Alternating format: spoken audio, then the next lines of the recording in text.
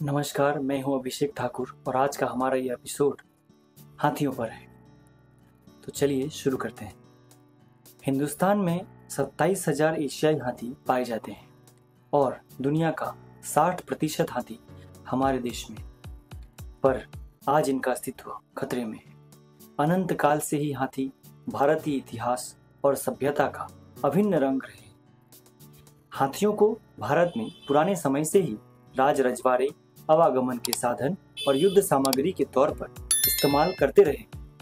इन्हें भारत में मंदिरों के जुलूस और त्योहारों के लिए भी रखा जाता था।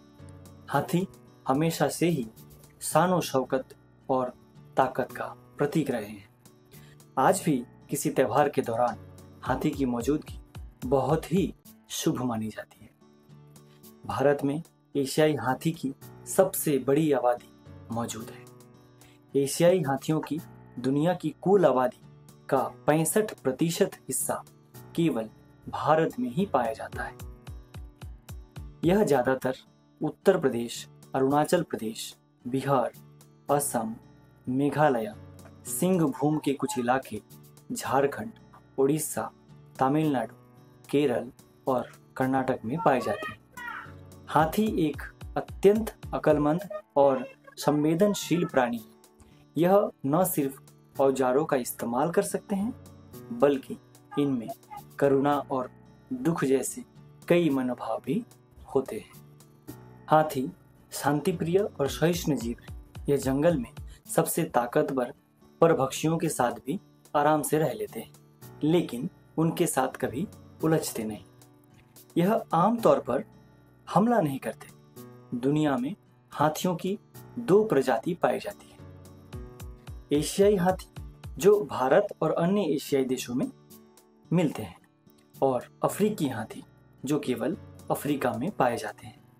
इन दोनों को दूर का सहवंशी माना जाता है, पर दोनों में कुछ खास शारीरिक अंतर मौजूद है जो वातावरण और भौगोलिक कारणों से विकसित होते आए हैं। अफ्रीकी हाथी ज्यादा बड़ी और उनके कान भी ज्यादा बड़े होते हैं। इनका आकार अफ्रीका के नक्शे जैसा होता है। अफ्रीकी हाथी इन बड़े कानों की मदद से अफ्रीका के गर्मी से बचते हैं। अफ्रीकी हाथियों की नर एवं मादा दोनों में गजदंत पाए जाते हैं, परंतु एशियाई हाथी की नर एवं मादा दोनों में गजदंत नहीं पाए जाते, सिर्फ नर में गजदंत पाए जाते हैं। एशियाई और अफ्रीकी दोनों हाथी झुंड में रहना पसंद करते हैं। उनकी अपनी सामाजिक संरचनाएं होती है, जिसका नेतृत्व झुंड की सबसे बड़ी माता करती है। हाथी सबसे विशाल जमीनी स्तनधारी जीव है। यह हर दिन करीब 250 किलोग्राम चारा और 500 लीटर पानी हजम कर जाती है। भारतीय हाथी ज्यादातर घने जंगलों में रहती है। घने वन उन्हें पर्याप्त मात्रा में खाना और पानी मुहैया कराते हैं। हाथी मौसमी आधार पर प्रवास भी करते हैं, लेकिन नई जमीन हासिल करने की इंसान की भूख इतनी ज्यादा है कि जंगलों को बड़ी बेरहमी से साफ किया जा रहा है। इसके फलस्वरूप हाथी अपनी जरूरतें पूरा नहीं कर पा रहे और शहरों एवं गांवों की तरफ जाने को विवश है। हाथियों के मौजूदा प्रवासन के नजदीक इंसानी आबादी 3% वार्षिक दर से बढ़ती जा रही है, जिसमें वनों के संसाधनों का हद से ज्यादा इस्तेमाल हो रहा है। इस प्रकार के अतिक्रमणों से हाथी का लाखों सालों से चला रहा जीवन चक्र तहस नहस हो गया है। यह आहार की तलाश में अपने प्रवासन से बाहर आने को मजबूर हो गए। बक्सा टाइगर रिजर्व हाथियों की भारी तादाद है, इसलिए इंसान और हाथियों के बीच मुठभेड़ होने का जोखिम हमेशा बना रहता है। हाथी वनों में हो रहे अतिक्रमण के खिलाफ संघर्ष करते और इस प्रक्रिया में आहार ढूंढते हुए किसानों के खेतों पर हमला कर देते हैं।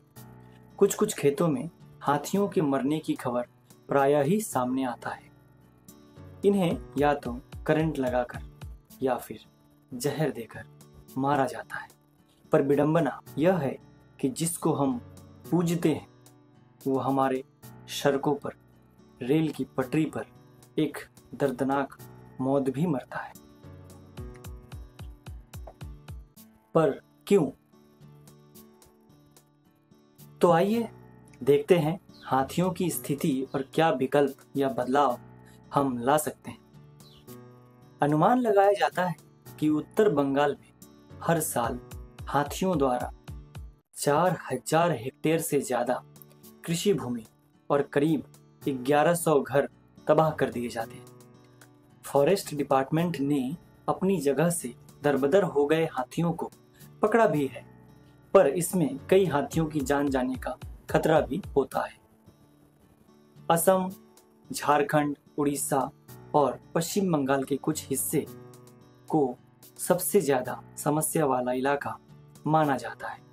आज भारत में करीब 1400 हाथी पालतू हैं, जिनका इस्तेमाल सैलानियों के लिए और फॉरेस्ट डिपार्टमेंट के कार्यों के लिए भी किया जाता है।